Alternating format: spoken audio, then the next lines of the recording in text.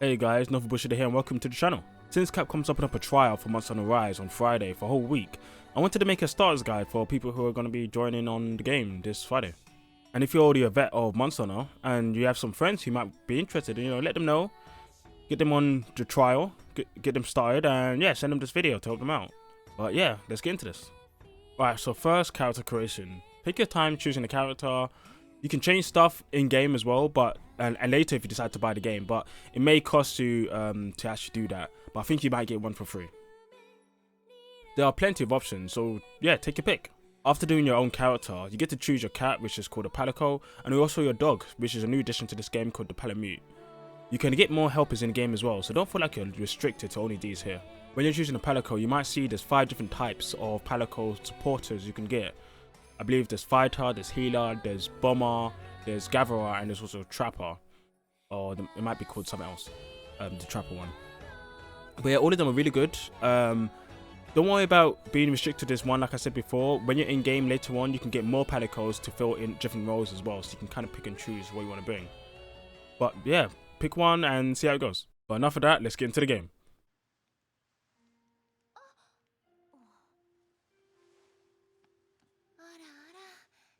Yeah, wrong language. Give me a sec. Dear, looks like we've been caught in the act, Montage. Alright, that was much better. Okay, now we're in. You'll be greeted in the town by some villagers and taken through some minor tutorials of important NPCs, menu tips, and mechanics.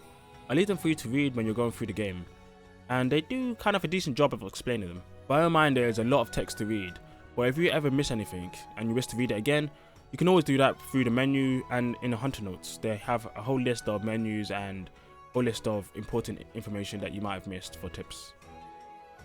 After you've been inducted, you're ready for your first quest. Inoa is the quest handler for the solo story portion of the game. You'll be given a tutorial quest on how to use the Y-Bug and some of the basic mechanics of the world. After completing that, you have access to some gathering quests and some slaying quests of smaller monsters. But here instead, we're going to be starting on a tour quest instead, just to have a look around and potentially run into a large monster, or do what suits you best. The tour quests allow you to actually go out into the world freely, with no time limit, and just do whatever you want for as long as you want. Now here we are, with our bear friend Arzuros. He's a pretty ferocious monster, but here I'll show you the basics in gameplay.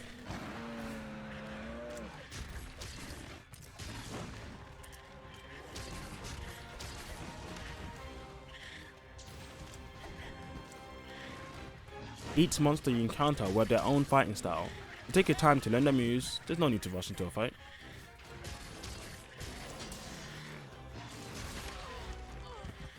Dodging, blocking and attacking at the right time is the key to combat in this game.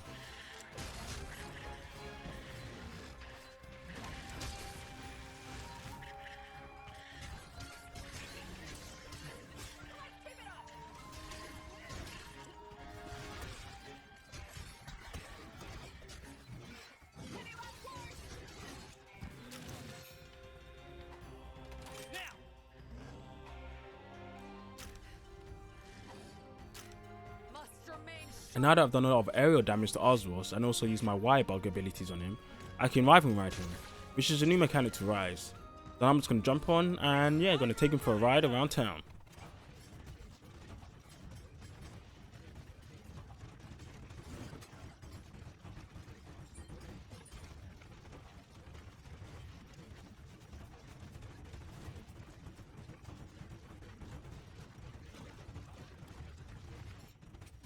Okay, enough of that. Let's finish him off.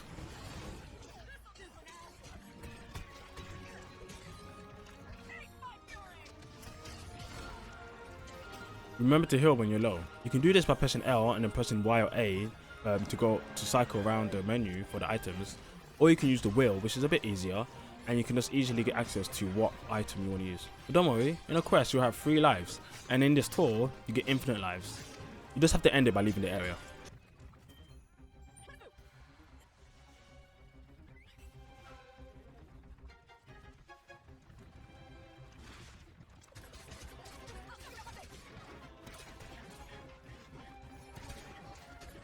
After each attack, your weapon will lose sharpness, unless you have a ranged weapon that is. Make sure you try to keep it at least in the yellow for now. Later on you'll unlock green sharpness and higher levels as well. The higher the sharpness, the more the damage.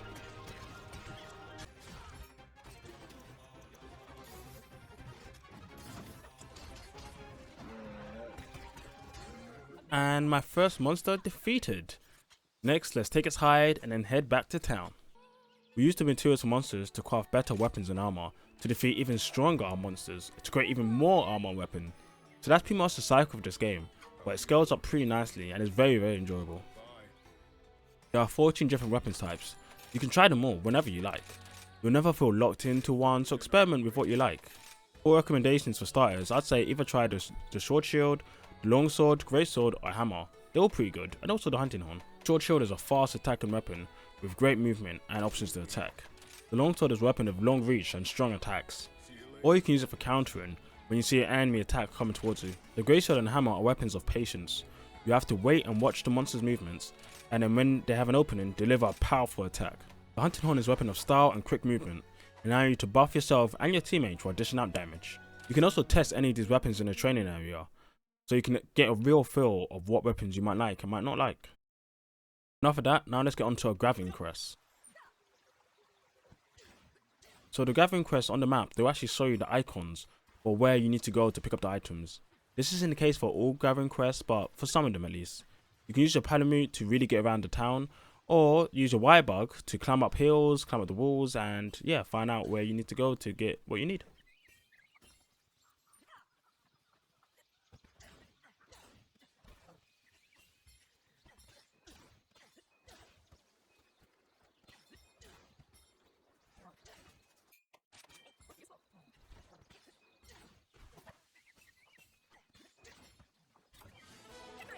After doing 2 quests, you'll get an urgent quest to fight the Great Izuchi, who travels in packs, but so do you.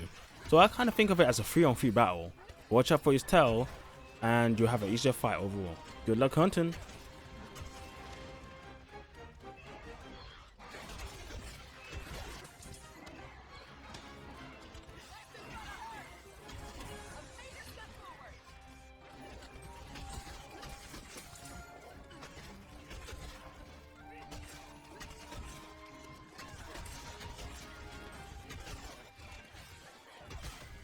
Great, now that we've killed Izuchi, some weapons in the tree will have unlocked new weapons. Not for every weapon though, but some. For example, Sword and Shield has a weapon now that I can craft for Izuchi, but I don't think Lance has. Actually no, Lance does have one. Okay, Gun Lance doesn't have one though. I don't really have enough materials right now for this, so instead I'm going to upgrade my normal weapon with some iron ore that I got. Sweet, that's all for now. And the cool thing about this game is the more you hunt, the better you'll get. And then you'll be able to hunt like this.